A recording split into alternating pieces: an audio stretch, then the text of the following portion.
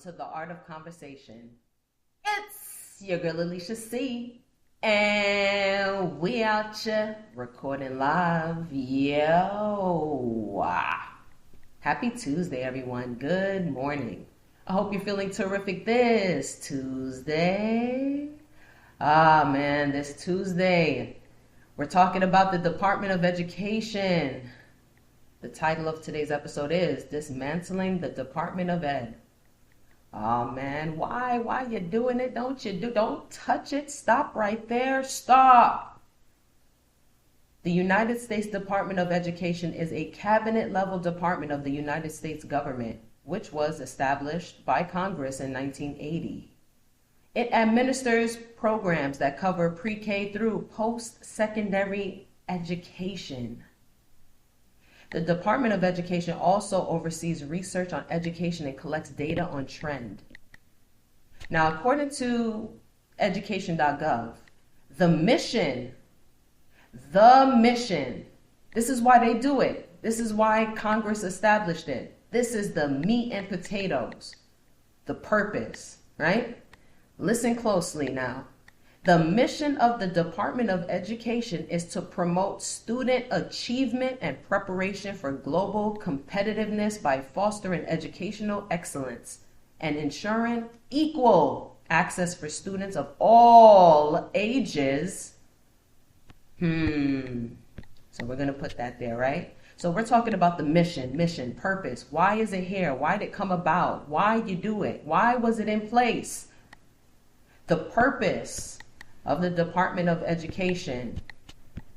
Oh, they got several, right? So again, I just want to highlight, it's to improve education, the quality and the opportunity for, and I want to emphasize the all. So just imagine the all is in caps. All students. Well, how are you going to do that? All right. Well, one, by promoting educational excellence. What does that look like? Well, the department supports research, evaluation, and information sharing to improve education quality. All right. What else? Ensuring equal access. There's that opportunity for all again, right? What does that look like? Well, the department works to ensure that all students have equal access to educational opportunities. What else? We're preparing students for global competitiveness. What do you mean? The department helps students prepare for success in the global economy. All right. What else? Improving coordination. Okay, I'm listening. The department works to improve coordination between federal education programs. I'm still listening. Okay, improve management. All right, I'm still here, I'm with you. Well, the department works to improve management of federal education activities / programs. I'm still here, you still got my attention. What else? Increasing accountability. Accountability for who? Okay, well, the department works to increase accountability of the federal education programs. I could go for hours and hours and hours. Welcome to the year 2025. Some of us, we heard about these things and, Project 2025, and we kind of heard and had an idea of the changes. It's to be expected, but what? Some people didn't take this seriously. This year has brought about a new presidency. Our 47th president, Donald Trump, who has told us his plan to create change within the United States. Man, he did not hesitate. He didn't, bada boom, bada bang. Some are, there's some people, some are in agreement with the changes. Some are not in agreement with the changes. Well, then sometimes you got to wonder now, well, who are the people that are in agreement with some of the changes? And who are those that are not? And are they not in agreement because they fit the criteria of those who would be at a disadvantage if this was to become an actual reality? One of those changes is to the Department of Education. President Trump has repeatedly said he plans to close the Education Department, which employs more than 4,000 people, and it has an annual budget of $79 billion. Woo! Money, money, money, money. But me personally, I mean, yeah, that's a lot of money, but it's the Department of Education, money well spent, because if you actually consider and factor in what's covered underneath that funding, that budget, yeah. And the amount of students that benefit from the Department of Education and its services. So as of recent, we have heard of, the Trump administration targeting the Education Department and its latest cuts and projected changes. And independent research, they arm within the United States. And in terms of the Education Department, it's being all shut down, and many of the employees, they're very skeptical. They don't like this. They don't like this at all. Parents, some of them don't like this at all. And we got to think about what is being cut. What are students, families, what are they losing? What are American people losing if this actually gets set in stone now? Now, the research collected by the Institute of Education Science is used by educators, state and local departments of education, school districts, colleges, and other researchers to better understand student achievement, enrollment, and a host of other important functions that shape the education system in the United States. Now, a unit within the Trump administration ran by Elon Musk.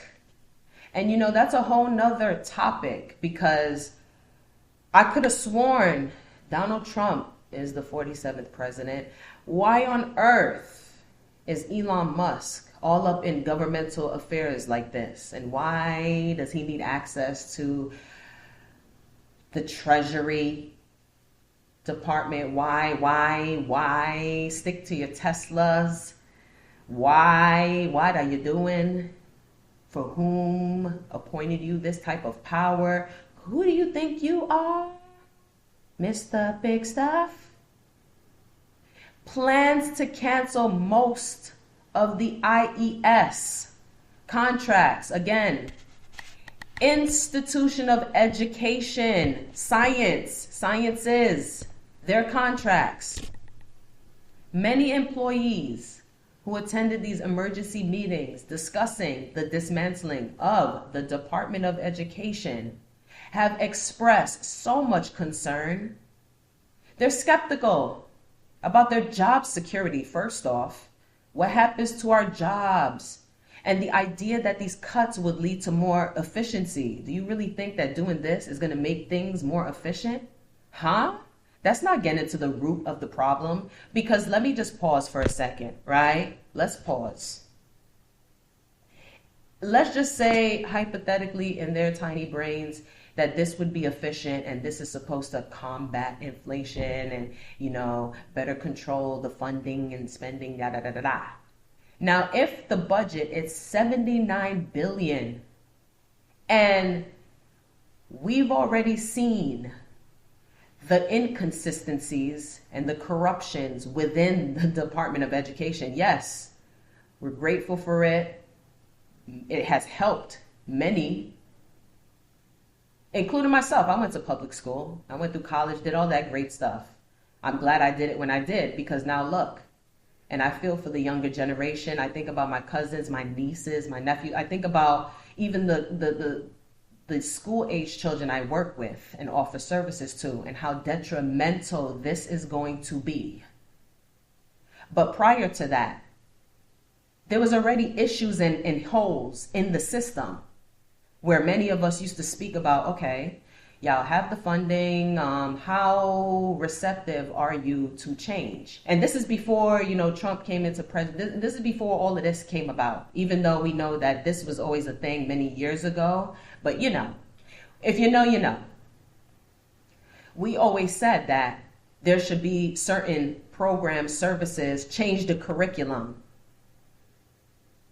Once upon a time, I had the opportunity to teach at the high school I graduated from.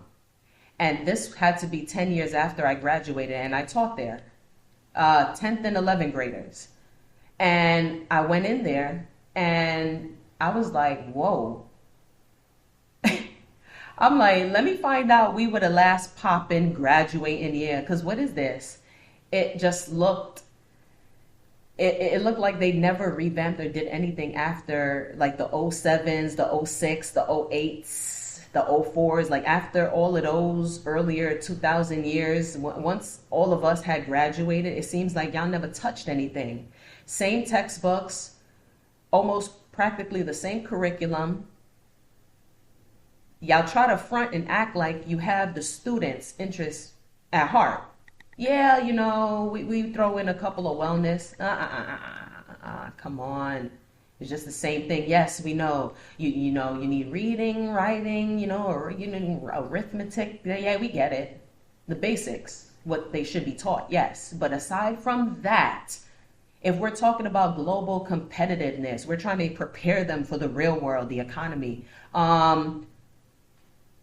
Mental health wellness programs would be helpful. Financial literacy, those type of programs would be nice. Teaching these students at a young age about what credit is, investments, make it fun.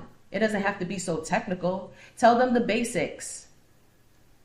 Teach them about, meditation. Teach them about things that they can actually take. Now, I'm not going to knock it. You learn some things in school, but most things is life experience. Some of the things that I've learned and gained expertise in, yeah, the school, you learn the knowledge, the book, the papers, yeah, I would never knock that. But y'all could have did better. You could have gave more, because some of the things is life experience. And then from that experience, you choosing to further educate yourself. Some of these things, you don't go to school and open a book and it, you know what I'm saying? So there was already issues there that you should have cleaned up and tightened up. And that's just that. The food is a whole nother thing. There's so many things that fall under the funding, right? Y'all could have did better, okay? But we're very grateful for what you have offered. We got to also think about how many kids look forward to school and getting out of a dysfunctional household. That's their second home. They can't wait to leave home to come to school and be around their friends. Maybe they built a really trusting relationship, rapport with some teachers, guidance counselors, after school programs. Like, what's up? What happened? How could you do something like that? Neither here or there. Of these employees, one stated that if they're doing this to save government money, okay, because we got to remember the government doesn't necessarily have its citizens' best interests at heart. It's all about money, money, money. So if they're doing this to save government money, they are wasting millions today, as of now. All the money that was spent working on these products, down the drain, is what I'm saying. And we already felt like y'all could have did better then. And that was your opportunity to revamp, clean up, okay? This was in place for the past yaza decades. Okay, cool. Thank you. Yes. You helped many hit certain milestones. But we're in, again, 2025. Things have changed. Technology changed. Life changed. What can we do to revamp and meet people, students, families, parents, educators, blah, blah, blah, blah, where they're at? Because now it's a different time. This worked for this then when it worked. Now we're in a completely different space. This may not work anymore. This doesn't work anymore. This is bare minimum now. What do we need to do now? Okay, so we're just going to put that on pause, right? The Post said, the Department of Education terminated 89 contracts worth $881 million. And that one contractor was paid $1.5 million to observe mail-in and clerical operations at a mail center. Shit. According to this source, students in multiple states were already working with high-quality, adaptive digital tools. Again, I said it, technology, everything has changed. There's a whole new, we're in a different season, different era, generation, year. Time to do things differently. So now with this in place, now with the cancellation of the contract, the study will be cut short and the learning tools could soon be removed from classrooms. What? So where that does what?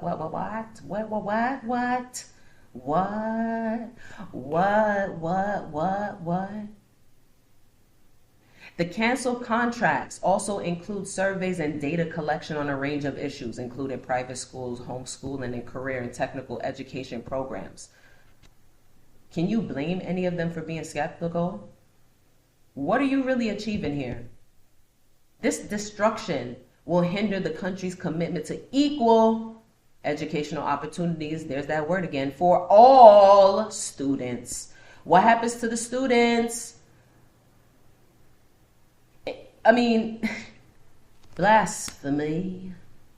Stripping schools of critical funding, launching national school voucher programs, providing more funding and less oversight for private charter operations, and green-lighting immigration and customs enforcement raids on public schools. 95% of students with special needs, disabilities, learn in these public schools. They rely on these public schools and the services offered at these public schools. The National Education Association president, Becky Pringle, stated the following: if it became a reality, Trump's power grab would steal resources from our most vulnerable students, explode class sizes, cut job training programs, make higher education more expensive and out of reach for middle-class families, take away special education services for students with disabilities, and gut student civil rights protections. Now, as someone who, again, has worked in the school system at different, positions, whether it was therapeutic or as a teacher, whatever, capacity that I worked in. This is heart-rendering when you think about it, because a lot of the students that I've worked with had an IEP, individualized educational plan. Dismantling Department of Education programs is the worst thing you can do. Some of these students, these parents, they rely on these services that are mandated. This is a legal document. Mandated for you to offer to their student. What does that look like? Maybe it's a child with special needs, right? They need a little extra attention. Maybe a group setting is not for them. They're a specific type of learner.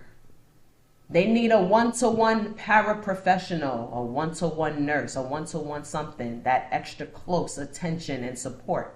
The IEP gives them access to that. Because, you go through the motions, you go through the assessments, the whole team is there, the family, da da da da da da da. Then you have to, come up with a plan. The parents, the family, they're in agreement. They're saying their child needs this. The testing, it's a tedious process. But then, we all sit down, we all come up, and we create this plan. And the person who has the last say so is obviously the parent, who knows what's best for their child. Now, once you sign this document, it seals the deal. This is a legal document. You have to follow this mandate once it's in place. This child, look, medical necessity. Here's all the reasons why this child needs this support. Put it in there and make sure you have the staff in and do what you need to do to ensure that Monday through Friday, this child has this one-to-one in this classroom. Or they have this one-to-one on the bus and then in the class. What about our students who have intellectual disability, physical, developmental, okay? Because it's equal opportunity for all. So in addition to the educational piece, they need PT, OT, ST. PT is physical therapy, OT is occupational therapy, ST is speech therapy. These are not, common. You don't go to school and then it's, okay, go to English and then math, da, da, da. This is special, catered towards this individual. Again, it's individualized. This is a child who needs, PT, OT. That's a whole process, okay? Then they got to assess the child and determine the frequency, how much. All right, so, okay, they're getting these classes, all right? They got the one-to-one, cool. They get benefit, and, it's all about progression. So, okay, PT, okay, maybe twice a week at 30 minutes per session, maybe ST once a week for an hour. You know what I'm saying? Like that's what you're taking away from them. And anything that comes between that and after that, you're taking those services from them. Especially lower income students. In urban communities, suburban, students with disabilities, they're going to lose big. And honestly, working in the school systems, they've lost a little bit because I've even noticed and seen and witnessed students having IEPs in place and y'all, yeah, I'm a whistleblower on y'all. Some of y'all wasn't even accommodating that legal document. This is a child that's supposed to have PT, OT, and speech. And whatever other services on this legal document, and they're not getting it. They're getting it maybe once a week, even though the IEP says 3 times a week. But because you're short staff, the child loses out and only gets once a week. Who's gonna report this? You're short and you're stealing from this student, and you're not. Hello, this is a legal document. You must abide by that. And that's why, you got school advocates, and then it's a whole new process, advocates for children, and a whole lot of other people who plays roles to nip things like that in the butt that we've seen and noticed. So now you want to take all of that out. They're going to lose completely. What are you doing? Dismantling means that you're defunding programs that also help feed, protect, and overall educate our most vulnerable and underserved students.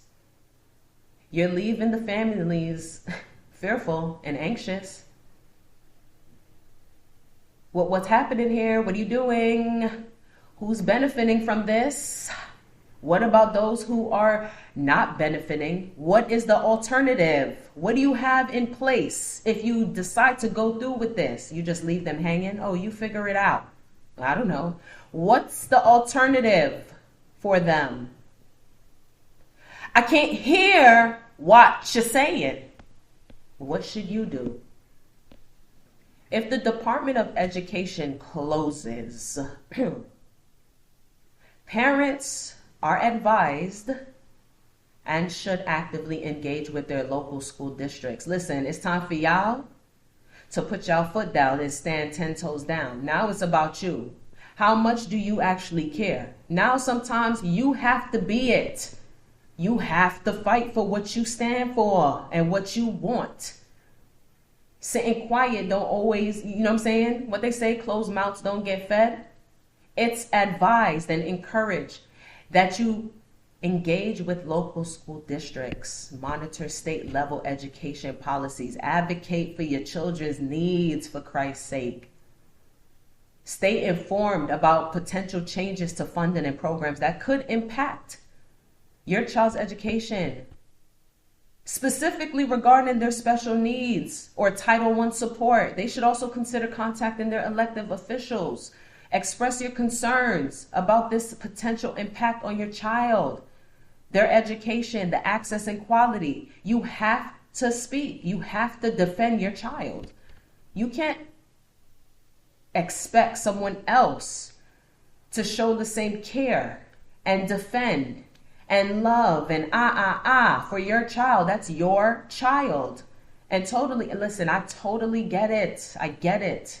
That's why y'all here and y'all got the funding, and this is why. I get it. But it's bigger than that.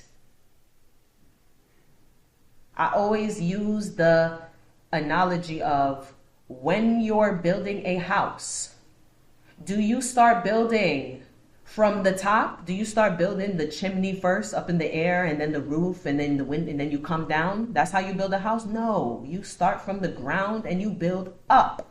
So now that we see that when y'all up there have way too much power, what you do with it? All right, no, that don't work for us no more.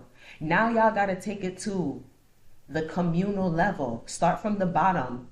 Who knows what we need more than us, because we experience it every day. In addition to that, consider thinking outside of the box. Again, who knows your children more than you? Come on. I feel like the COVID-19 pandemic was like a quiz, a sample. It was like a pretest, if anybody really paid attention. What happens when hysteria hits and everyone had to stay home? What did that experience look like for families and those children? Oh my goodness. I felt for them. And then I worked with some of them after they came out of the pandemic. They were not the same, some of them. Not only educationally, they took a hit. Socially, they took a hit. Emotionally, they took a hit. What about those vulnerable families, students that, things are not up to par in their house? And again, you see how I said that some kids look forward to leaving their current household situation, to leave out that environment, to go to school, their second home. Some of them look forward to going to school, to eat. Like, you got to think further than that. Some depend on this now. It's their second home. They may not be able to eat 3 meals in their home, but at least, they go to school, they're guaranteed a breakfast. It may not be top tier, but it's food, it's nutrition. At least it's an extra meal that they're getting, that they're not getting and they're missing at home. Like, you really gotta, what are y'all really doing? And again, I feel like the pandemic was just a little, let me stick my toe in the water and just play around and see how they adapt and react to being taken out of the school and stuck home and, getting online schooling. It's not effective. It's very detrimental. I feel like everyone had like a test course. What did you guys do during those times? Because we know that it wasn't the same effect versus in person. So how did you fill in that void during those months they had to be home? Think outside the box, y'all. It's about to get real. Be safe, stay prayed, and peace out.